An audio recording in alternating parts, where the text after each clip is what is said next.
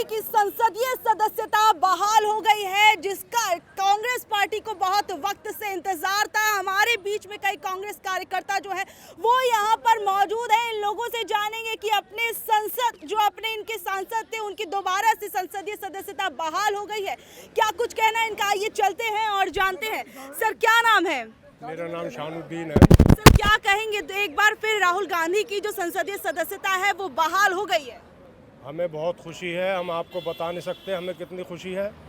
और सच्चाई की जीत हुई है और माननीय सुप्रीम कोर्ट ने जो आदेश जारी किया है हम उनका बहुत आभार व्यक्त करते हैं। यह सच्चाई की जीत हुई है और सारे कांग्रेस कार्यकर्ता जितने भी हैं ऑल इंडिया में, पूरे हिंदुस्तान में, उनका बहुत ही मनोबल बढ़ा है और हमें ये उम्मीद थी कि सच्चाई की जीत होगी और आखिर सच्चाई की जीत हुई है। तो क्या लगता है कि एक बार नए रूप में फिर एक बार राहुल गांधी नजर आने वाले हैं? बिल्कुल बिल्कुल, राहुल गांधी ही आएंगे रोल में और राहुल गांधी ही प्रधानमंत्री बनेंगे।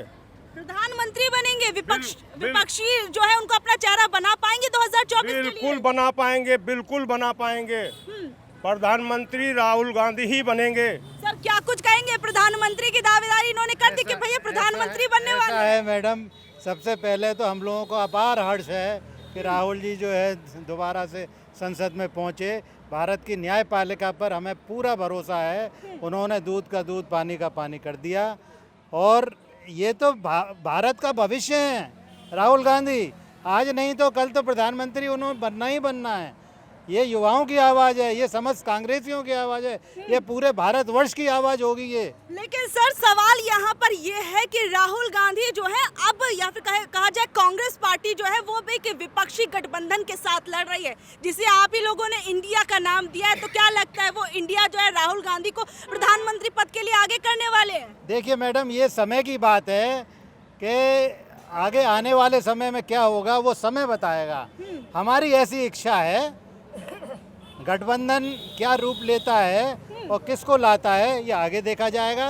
ये मैंने आज की क्या, मैंने भविष्य तक की आपको कहा है, आज नहीं तो कल होगा। मतलब जरूरी नहीं है 2024 की ही बात है? नहीं ऐसा मैं नहीं कह रहा, ये तो गठबंधन निर्णय लेगा, क्या लेना है उन्हें। ठीक है, ये गठबंधन के ऊपर है। सर आपसे मैं पूछना चाहूंगी, क्या कहेंगे, राहुल गांधी की संसदीय सदस्यता बहाल हो गई, एक बार फिर वो संसद पहुंच चुके हैं। देखिए मैडम, राहुल जी हमेशा जनता की लड़ाई लड़ते आए हैं। चाहे महंगाई का मुद्दा हो, चाहे अन्याय का मुद्दा हो, किसानों की बात हो, छात्रों की बात हो, बेरोजगारों की बात हो, देश में किसी तरह की समस्याओं के लिए राहुल जी हमेशा लड़ते रहे हैं। कश्मीर से लेकर कन्याकुमारी तक पद यात्रा जो उन्होंने की, ऐतिहासिक कदम था। ये लोग पप्पू चप्पू की बात करते थे, राहुल जी ने ये दिखा दिया कि केवल अकेले राहुल गांधी ऐसे नेता हैं जो इस भारत का नए सिरे से निर्माण कर सकते हैं, महंगाई पर कंट्रोल कर सकते हैं, तमाम समस्याओं के लिए जनता के लिए लड़ाई लड़ रहे हैं। ये लोकतंत्र की जीत है, ये तो भारतीय संविधान की जीत है कि उन्होंने राहुल जी को दोबारा पार्लियामेंट में बुलाया और इनकी अयोग्यता होने पर रोक लगा दी। इन निकम्मों को शर्म आनी चाहिए कि ये कभी राहुल के किसी बात पर मजाक उड़ाते हैं, कभी किसी बात पर मजाक उड़ाते हैं।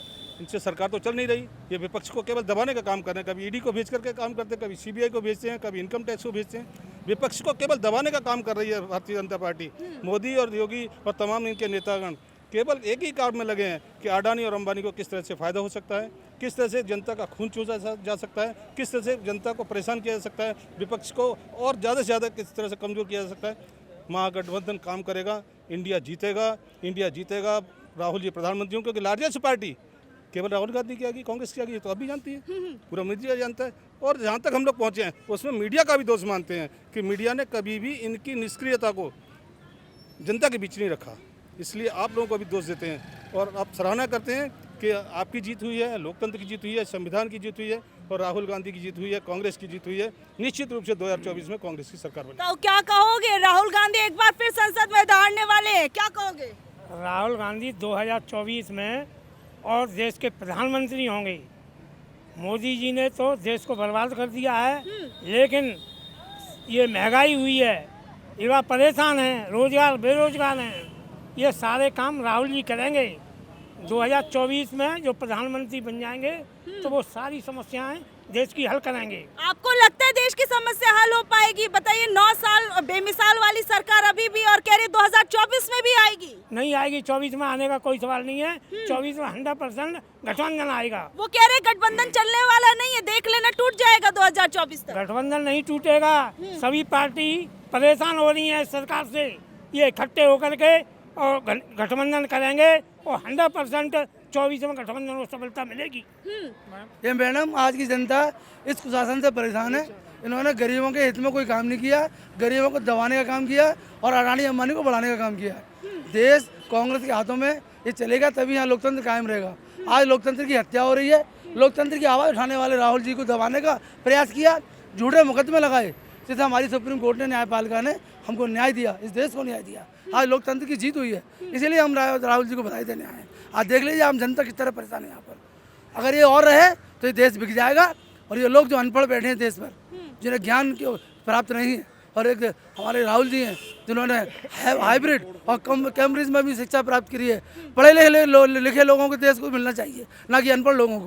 पढ़े लिखे आप प्रधानमंत्री तो खुद को पढ़े लिखे बताते हैं। एंटायर पॉलिटिक्स किया हुआ। आपको मैडम मानेंगे कि उनकी डिग्री की कितनी मीडिया के अंदर प्रचार किया गया, लेकिन डिग्री की अगर सच्चाई कहीं पेश नहीं हुआ। क्या कह रहे हैं? उस टाइम पे वो डिग्री उस नाम से शुरू नहीं हुई थी, जिसने साइन किया था वो साइन फर्जी है, सब कुछ फर्जी है। वो सब मीडिया के सामने आ चुका। अच्छा मीडिया भी है जिसने एक्सपोज किया है, यही नहीं सारा ही गोदी मीडिया है। और संविधान को तहस नहस करने के लिए मोदी सरकार ने कंटिन्यूस ये काम किया। अब आपके सामने खड़ा हुआ बेचारा, हम भी नहीं जानते, आदिवासी है, लेकिन परेशानी है उसका, रोंग खड़ा हुआ है। इसका मतलब कुछ ना कुछ राहुल गांधी में है या विश्वास है, तभी तो वो आए यहाँ पे, नहीं तो क्यों आते। चलो हम तो पार्टी से हैं, उनके स्वागत के लिए आए, लेकिन हमने देखा आप चाहे कॉलेज में एडमिशन हो, बांदा एग्रीकल्चर यूनिवर्सिटी के अंदर 14 पोस्टें निकली थी। उन 14 पोस्ट में से 12 जो 2 पोस्ट थी SC ST और 12 पोस्ट एक विशेष जाति को दी गई थी। आज तक कोई एक्शन हुआ? यूनिवर्सिटी को जो सिस्टम इन्होंने बनाया था कि भाई यूनिवर्सिटी में ये स्ट्रक्चर होगा, इन्होंने उस यूनिवर्सिटी सिस्टम को ख़त्म करके कॉलेज सिस्टम पे वो रिजर्वेशन लागू किया, जिससे जो रिजर्वेशन हमको मिलना चाहिए था वो खत्म हो गया। तो क्या लगता है अब 2024 की लड़ाई में एक नया रंग आने वाला है, क्योंकि राहुल गांधी की संसदीय सदस्यता बहाल हो गई और संसद पहुंच चुके हैं? 100% आएगा। राहुल गांधी जी ने बहुत पहले क्लियर कर दिया। राहुल गांधी जुमले नहीं करता कि भाई 15 लाख खाते में आएंगे तो जुमला था। राहुल गांधी जी जो बोलते हैं वो करते हैं। उन्होंने कहा था कि भाई मैं प्राइम मिनिस्टर कैंडिडेट नहीं हूँ, स्पष्ट बता रहा हूँ मैं आपको सबके सामने, और विपक्ष को मजबूत करने के लिए वो सबसे आगे हैं। विपक्ष जिसको चाहेगा उस टाइम पे जो भी सिचुएशन बनेगी वो उसके लिए तैयार है। तो क्या लग रहा है गठबंधन के अंदर रहकर ये लड़ाई इतनी आसान है? क्योंकि कांग्रेस पार्टी कोई छोटी मोटी पार्टी नहीं, अलग होके भी चुनाव लड़ सकती थी। तो क्या लगता है गठबंधन कब तक चल पाएगा? देखो, गठबंधन बहुत जरूरी है और कांग्रेस ने हर गरीब तबके के लिए काम किया है और उन गठबंधनों में उनकी भागीदारी है, उनकी भागीदारी पूरी हो रही है तो है। बीजेपी ने तो अपने गठबंधन को 9 साल तक पूछा ही नहीं क्या नहीं। हम जितने गठबंधनों से मिलेंगे उनसे तमाम अलग अलग तरह के लोग। मतलब एनडीए की जो तैयारी है, ये अलग अलग क्षेत्रीय दल भी मिलाए जा रहे, तो ये इंडिया को देखकर बिल्कुल डर लग रहा है? नो, कोई डर नहीं है। ये तो हमारा अलग अलग वेश भाषा, अलग अलग पार्टियों का गठबंधन कराया है। डर तो इंडिया का नाम सुन के ही उनको डर लगने लगा। उन्होंने उसी दिन 38 पार्टियां कहाँ से, जिनके बारे में लोग जानते भी नहीं है, बहुत सारी पार्टी ऐसी जिनका एक भी MLA भी नहीं है, MP नहीं है, उनके भी नाम लिया है कि हमने 38 का गठबंधन कर लिया। तो मैडम, गठबंधन की सरकार तो ये भी चला रहे हैं, तो विपक्ष के गठबंधन को सरकार चलाने में क्या दिक्कत आएगी? क्योंकि गठबंधन तो ये भी इन्होंने भी किया हुआ है और वो दिखा रहे हैं कि 38 पार्टियों का गठबंधन है, हमारा तो 26 का है। तो गठबंधन की सरकार चलेगी। और राहुल गांधी के आने के बाद जिस तरह से मोदी डरे हुए थे, घबराए हुए थे, कोर्ट का जिस दिन आदेश आया, उनको जिस दिन उन्हें सजा दी गई, उसके 24 घंटे के अंदर अंदर उनकी सांसदी खत्म कर दी गई। और कितना हमें वो करना पड़ा, कांग्रेस के लोग, कितनी उम्मीद इस देश के लोग उम्मीद कर रहे थे। और आज भी हमें डर था कहीं ऐसा ना हो ये संसद की सदस्यता को उनकी बहाल ना करें, लेकिन उनको अक्ल आ गई, क्योंकि बीजेपी घबरा गई है। बीजेपी कैसे घबरा रही है? देश की सबसे बड़ी पार्टी। मैं कहता हूँ बीजेपी घबरा रही है, घबरा रही है। नकली हम कांग्रेस के लोग जो, वो असली पार्टी है। हमारा इतिहास है, उनका कोई इतिहास नहीं है। इस देश को आज़ाद कराने में हमारा इतिहास है कांग्रेस के लोगों का।